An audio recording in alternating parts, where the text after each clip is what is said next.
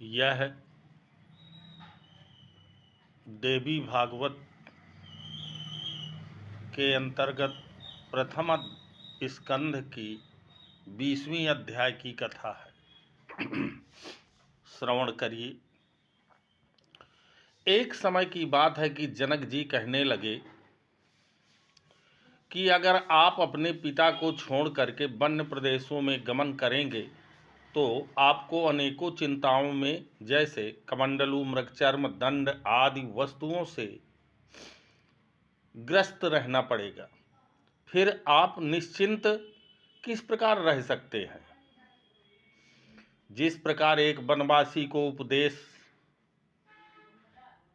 दिया जाए कि वस्तुओं की चिंता हमेशा बनी रहती है कि हमारे घर राज्य, सैन्य, कोष आदि की चिंताओं में ग्रसित रहा करते हैं।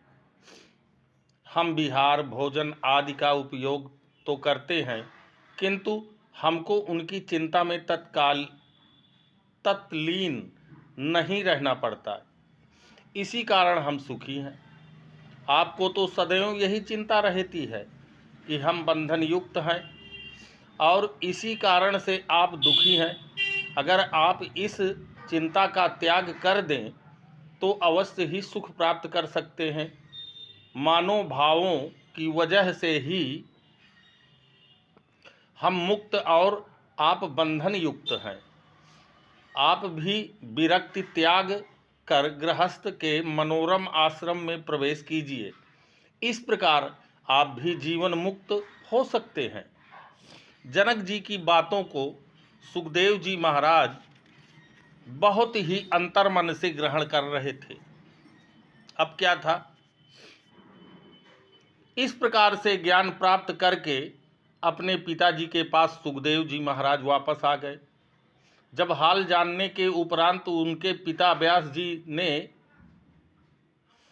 पितरों की पुत्री पीवरी से उनका विवाह संपन्न करवा दिया। सुखदेव जी के 4 पुत्रों ने जन्म लिया, जिनका नाम श्रुत, गौर, प्रभु, भूरिदेव और कृष्ण थे। उनके एक कन्या ने भी जन्म लिया। सुखदेव जी ने अपनी पुत्री का विवाह राजा विभ्राज के बेटे श्री अणुह के साथ संपन्न कर दिया, जिनसे एक परम ज्ञानी पुत्र ब्रह्मदत्त पैदा हुआ। तब सुखदेव जी तपस्या करने के लिए कैलाश पर जा पहुँचे। आकाश में जा करके वहाँ कहीं सुखदेव जी महाराज जी जो है अदृश्य हो गए।